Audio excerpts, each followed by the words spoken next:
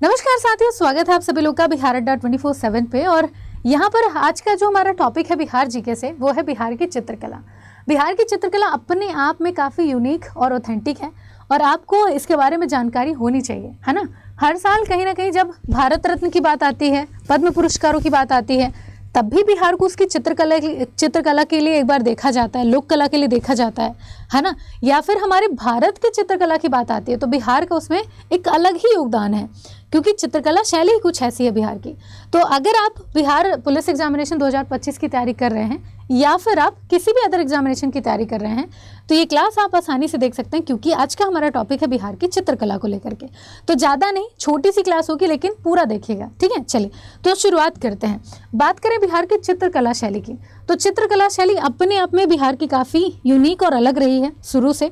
अब अगर इसमें देखें तो प्राचीनतम रूपों का इसमें आपको पूरा जो स्वरूप है देखने मिलता है।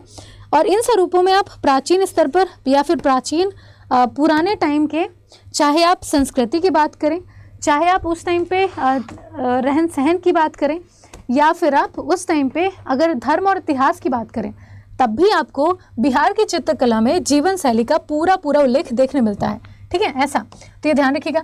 बिहार की चित्रकला अगर बात करें तो मिथिला कलाकृतियों के मुख्य रूप से खास तौर पर अगर देखें तो मिथिला की लोक कला, मुग्ध वृत्तचित्र, तंजौर शैली, मधुबनी चित्रकला, भारतीय कला और सांस्कृतिक संबंधों से जुड़ी हुई देखी जाती है, ठीक है।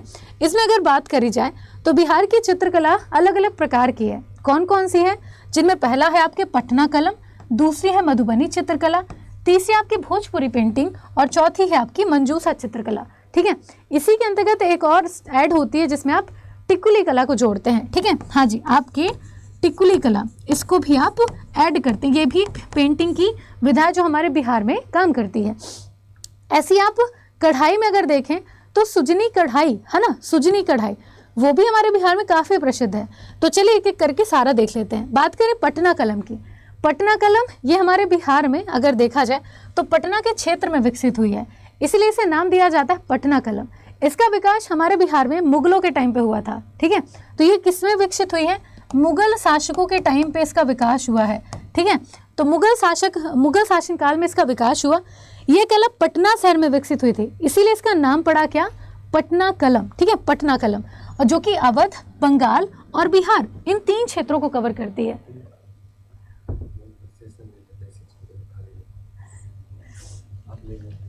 ये ना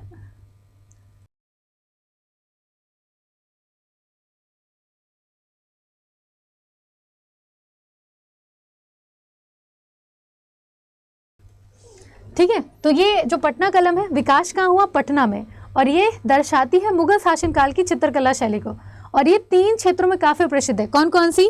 अवध, बंगाल और बिहार, इन 3 क्षेत्रों में काफ़ी प्रसिद्ध है, ठीक है। इनको ध्यान रखिएगा। पटना कलम में अगर बात करें तो मुख्य तौर पर पत्थर, शीशम, आपके जो कारीगरी है, पत्थर शीशम की कारीगरी है और नक्काशी, इन चीज़ों का उपयोग किया जाता है खास तौर पर, ठीक है।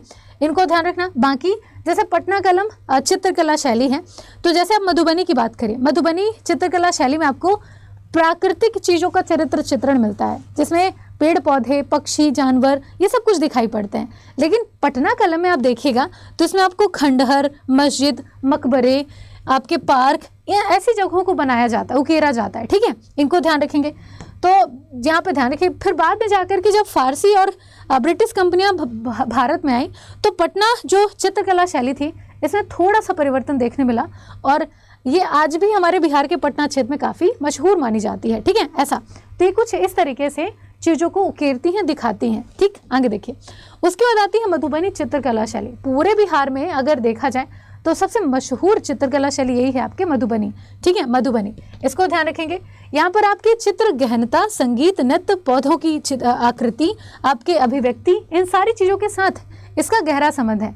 इसमें प्राकृतिक रंग का उपयोग किया जाता है चित्रकला के लिए, जिसमें आपके लाल, काले, हरे, नीले, इन रंगों का उपयोग किया जाता है जो कि पौधों से प्राप्त होते हैं, ठीक है, या फिर मिट्टी से प्राप्त होते हैं। मधुबनी चित्रकला में लघु रूपकों का प्रयोग होता है, जैसे कि मछली, पक्षी, फूल, पत्ती, पेड़, ये सारे, ठीक है। इनको ध्यान रखिएगा। और ख़ास तौर पर जो मधुबनी पेंटिंग है, या तो ये आर्ट पेपर पे बनाई जाती है, या तो ये वस्तुओं पे बनाई जाती है, या फिर ये दीवारों पर बनाई जाती है, ठीक है। अभी जब बिहार दिवस था 22 मार्च को, तो उस दिन निर्मला सीतारमण ने साड़ी भी पहनी थी जिसमें मधुबनी पेंटिंग उकेरी गई थी। ठीक है, तो ये आपकी मधुबनी पेंटिंग का एक छोटा सा एग्जाम्पल है यहाँ पे। ठीक है, ध्यान रखिएगा। आगे चलिए, अगला आपका भोजपुरी पेंटिंग। भोजपुरी पेंटिंग की बात करें तो ये आपके उत्तर प्रदेश और बिहार के बॉर्डर इलाकों में इसको बनाया जाता है। इसमें भी आप देखें तो यहाँ पर प्राकृतिक रंगों का इस्तेमाल होता है जो कि भोजपुरी क्षेत्र है उसको प्रदर्शित करती है। ठीक है, ऐसा। इसके अलावा इसमें भी प्राकृतिक रंग होते हैं, लाल, पीला, हरा, नीला, है ना, ये सारे। और ये अगर देखे जाए तो इस पेंटिंग में खास तौर पर बाजार, व्यापार, शहर, इसके अलावा शहरी जीवन, समुद्र तट, गांव, रंगमंच, इनको दर्शाया जाता है। ठीक है, ऐसे तो आपकी भोजपुरी पेंटिंग है ना, इनको ध्यान रखिएगा। इसके अलावा आप इन्हें ऐसे देख सकते हैं, देखिए यहाँ पर आपकी पूजा हो रही है या फिर वो बाल सुलझा रहे हैं या फिर यहाँ पे डोली जा रही है, आपकी जो देवी देवता हैं, अनुष्ठान है, ये सारे चित्र यहाँ पे देखने मिलते हैं। ठीक है, आगे देखिए, अगला आपका मंजूसा पेंटिंग। मंजूसा पेंटिंग अगर देखी जाए तो इसमें भी प्राकृतिक रंगों का उपयोग किया जाता है। यहाँ पर इसे विभिन्न भागों में बांट करके देखते हैं और यहाँ पर जो मंजूसा पेंटिंग है इसमें हमारी पौराणिक पद्धति का उल्लेख करते हैं और देवी देवताओं के चित्र को उकेरा जाता है। ठीक है, ऐसा। तो ये आपकी मंजूसा पेंटिंग है। यहाँ पर आप मंजूसा शब्द को देखें तो संस्कृत के मणि और ज्योतिष इन दोनों से लिया गया है ना, और इसका मतलब होता है रत्न का प्रकाश। ठीक है, रत्न का प्रकाश। तो यहाँ पे ध्यान रखिएगा। तो ये आपके मंजूसा पेंटिंग है जिनमें भगवान और उनकी लीलाओं का वर्णन होता है। ठीक है, ऐसे। तो ये आप इस तरीके से देख सकते हैं, पूरी की पूरी आध्यात्मिकता से जुड़ी हुई पेंटिंग है ये। ठीक, उसके बाद आता है आपका टिकुली कला।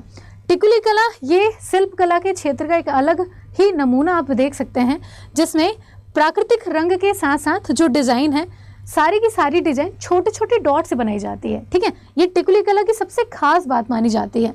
तो आप इसे यहाँ पे ऐसे देख सकते हैं, ये जो पूरी पेंटिंग आपको दिख रही है ये पूरी पेंटिंग छोटे छोटे डॉट को बना करके तैयार की गई है ना, ऐसे। तो इसे आप यहाँ से ध्यान रखें, ये है टिकुली कला। तो ये सारी की सारी चित्रकला शैली हमारे बिहार की है। तो अगर आपको सेशन अच्छा लगा हो तो चैनल सब्सक्राइब करना बिल्कुल ना भूलें, सेशन को लाइक और शेयर करते हुए चलें और जितना हो सकता है अपने छोटे छोटे ऐसे टॉपिक को देखते रहें। और ये जो वीडियो है आप देख रहे हैं बिहार अड्डा 24/7 के वीडियोस वाले सेक्शन में, तो यहाँ पर और भी ऐसे इंटरेस्टिंग वीडियो जो कि डले हुए हैं, तो एक बार जा करके इनको जरूर देखिएगा, है ना। तो आज यहीं पे अपने सेशन को एंड करते हैं, लेकिन जाने से पहले ध्यान रहे कि बिहार पुलिस एग्जामिनेशन की तैयारी करने वाले स्टूडेंट, आपके यहाँ जो बैच है वो शुरू हो चुका है। और ये बैच आप कहाँ पे देख सकते हैं, तो गूगल पे जाके अड्डा 24/7 सर्च करके आप पहली जो लिंक आएगी ऑल कोर्सेस में जाके स्टेट एग्जाम को सेलेक्ट करके बिहार पुलिस एग्जामिनेशन को यहाँ पे सेलेक्ट कर लीजिएगा। ये आपका संभवी बैच है।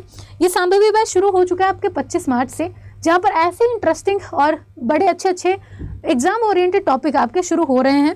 और यहाँ पर अगर आप इस बैच में एनरोल कराना चाहते हैं तो यहाँ पे आप बाय नाउ में क्लिक करके इंटर कूपन कोड के ऑप्शन में Y683 कूपन कोड इंटर करिए। ये आपको पड़ेगा मात्र 275 रुपये का। तो यहाँ पे मैं आपको कूपन कोड लिख के दे देती हूँ, इसका उपयोग करके आप मैक्सिमम डिस्काउंट इस बैच में ले सकते हैं। और वो कूपन कोड है आपका Y683। ठीक है, Y683। तो अगर आपको सेशन अच्छा लगा हो तो अपने प्यारे प्यारे से कमेंट जरूर करिएगा, सेशन को लाइक और शेयर करते हुए चैनल सब्सक्राइब जरूर कर लीजिएगा। आज के लिए इतना ही। Thank you class, thank you so much.